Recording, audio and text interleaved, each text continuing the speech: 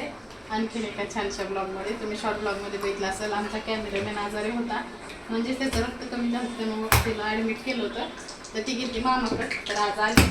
तर आज आहे 4 मे 2026. गेल्या वर्षी 4 मे 2026ला 25ला प्रीतीची हळद होती. तर आज उद्या तिच्या लग्नाला 1 वर्ष पूर्ण होते ना. आज ती आमच्याकडे येणार आहे, त्याच्यामुळे तिच्या स्वागताची तयारी बघा काय काय बनवले. तू तिकडे का? तर ही बघा कार्टून माझ्या मागं लागून आले. इकडे ना. ही बघा किती उड्या मारती आणि रुंब आलाय जेवण करायला घरी. पण आले प्रीती दीदीला भेटायचंय म्हणून. बघ इकडं. तिकडं तिकडे हाय कर. हाय कर कॅमेरा. तर हे कार्टून मी मागं लागून आले. मी हिला आणायला गेले तर हिला पण घेऊन आले. तर इथं बघा मस्त गरमागरम पुरी, आमरस असं बेत केला, पनीरची पण भाजी केली. आता प्रीती आल्यावर तिला जेवायला वाढते. आता रोहन आलाय. प्रीती यायची मग सगळे आले माझं घरी, नाहीतर कोणी घरी नसते. मी एकटे दुपारचे असते. तर आता हे रोहनला ताट केलं गरमागरम. आणि आज प्रीती आणि प्रणय दोघे याच्यात त्यांची ॲनिव्हर्सरी उद्या आहे, त्यामुळे त्यांच्यासाठी पण खास मेनू आहे हा आमरस. पहिल्यांदा जावयासाठी स्पेशल. आणि मखाण्याची आणि पनीरची भाजी मी फर्स्ट टाइम ट्राय केली. आता कशी झाली तर सांगते तुम्हाला. तुला इथं अडकून जा म्हणत पाहिजे.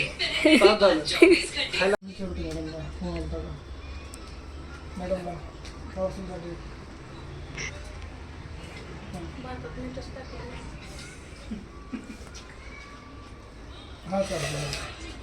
हो.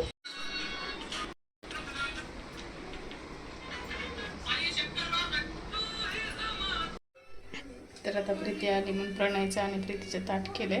तर मला असं वाटलं की गरम पुऱ्या कराव्या, मग थोड्याशा गरम पुऱ्या करत असतो. तर गरम गरम पुरी करून देते. ते बटरचं टोस्ट टाकले होते ही काय रात्रीचं राहणार आहे. आता ते म्हणतायची तर मी राहणार आहे. मग आता काय करते ते झाले. घे आता गरम गरम पुऱ्या. कशी खेळतेस तू ती? तू का खेळते? तुला म्हणलं ना बाहेर यायचं नाही.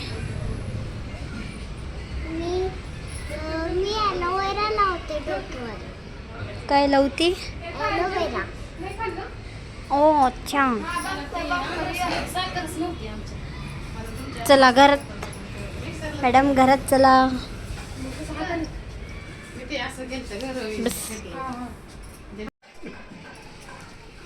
बस चल, राहू दे नंतर बघ. ते नको नेऊ, ते माझी फेवरेट पिशवी आहे. दुसरे असं आता तर तेच नाही ना.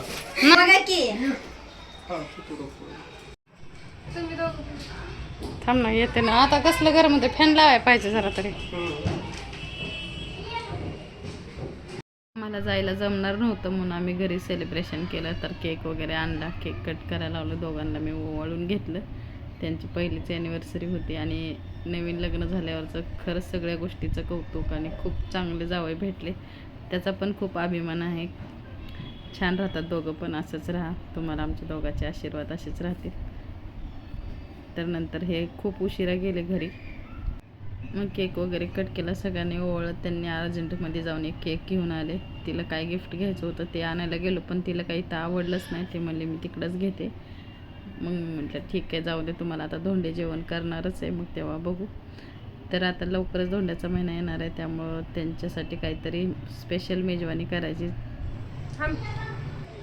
फुका.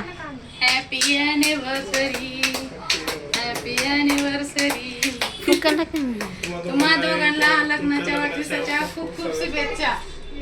असेच आनंदी राहा, सुखी राहा. दोघं भांडण मात्र कधी करू नका. आनंदाने संसार करा. चारा दोघं एकमेकाला.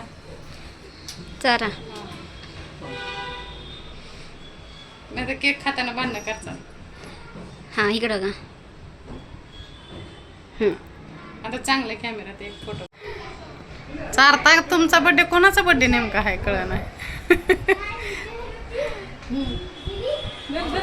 तू चार आता.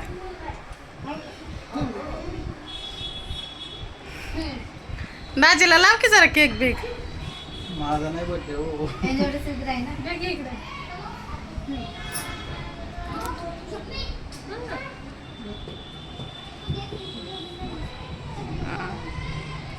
आला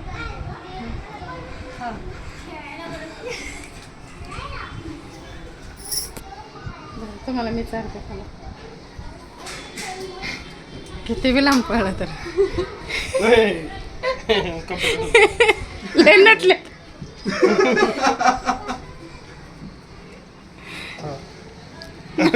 माझा नव्हता